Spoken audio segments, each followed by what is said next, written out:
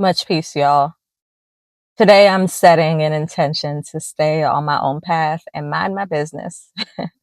It's easy to criticize others and point out what they're doing wrong and ignore the fact that what we're witnessing is, in fact, a mirror of the things that we don't like about ourselves.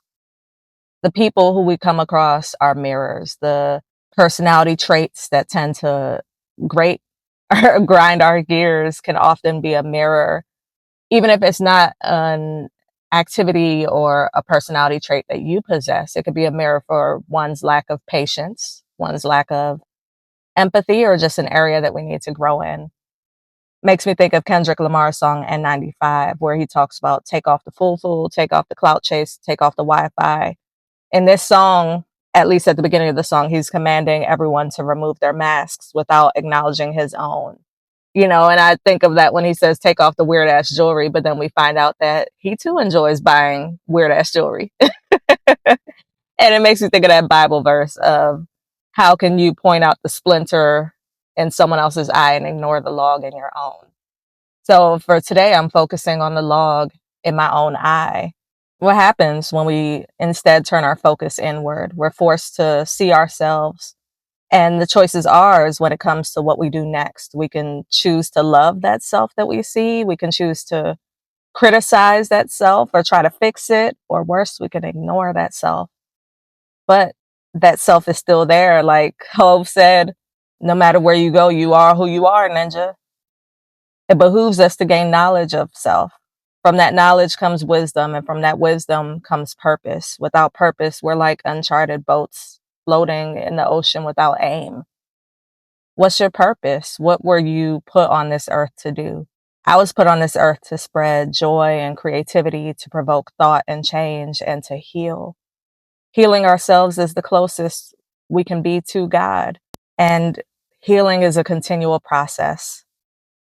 I've spent the better part of my adult life healing from trauma and an abusive relationship in my 20s, from childhood scars and chronic illness and breast cancer in my 30s. And now that I'm in my 40s, I'm still healing. I'm healing from mindsets and beliefs that make me play things small, that keep me from shining my light in all the rooms that I belong in. I'm expanding my thinking beyond the limited beliefs that I bought into, limiting beliefs such as there's a defined path to success, or I'm too old to make it, my ship has sailed, or maybe I'm not as talented as I think I am. Those are lies. What lies about yourself do you believe? In the words of the late great ancestor Malcolm X, who taught you to hate yourself? When we realize that the world, corporate structures, and capitalist systems are not invested in our freedom, we can begin to emotionally detach from their expectations. We can transform the lies into affirmative statements. So we can go from a statement such as there is a defined path to success has many paths and I'm just seeking mine. We can go from I'm too old to make it, my ship has sailed, to I can never be late for my own life, for my own destiny. We can go from maybe I'm not as talented as I think I am to I'm more talented than I know. My possibilities are endless. Minding my business also means focusing on what is true and filtering out distractions. Those distractions can come in the form of the obvious, like social media or TV watching or binge watching things.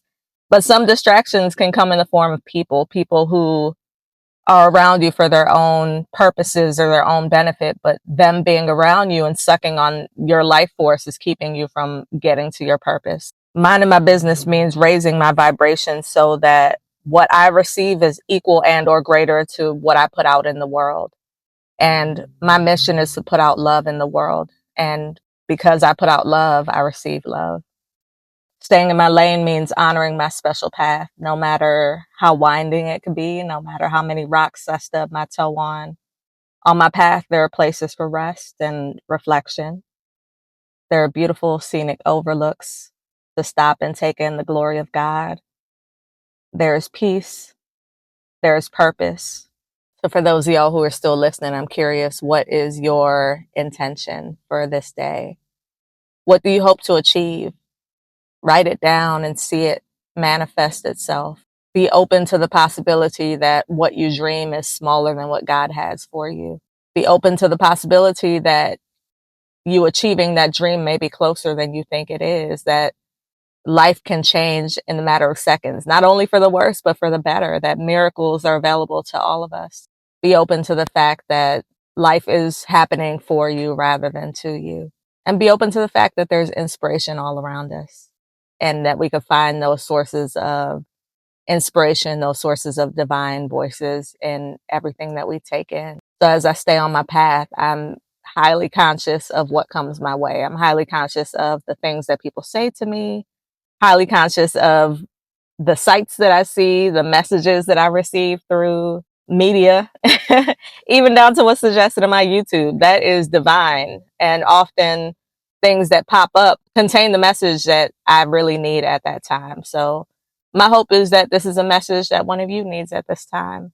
Let me know if this resonates with you and let me know what your intention is. And if you enjoyed this message, be sure to like the video, subscribe to the channel, and I will holler at y'all next time.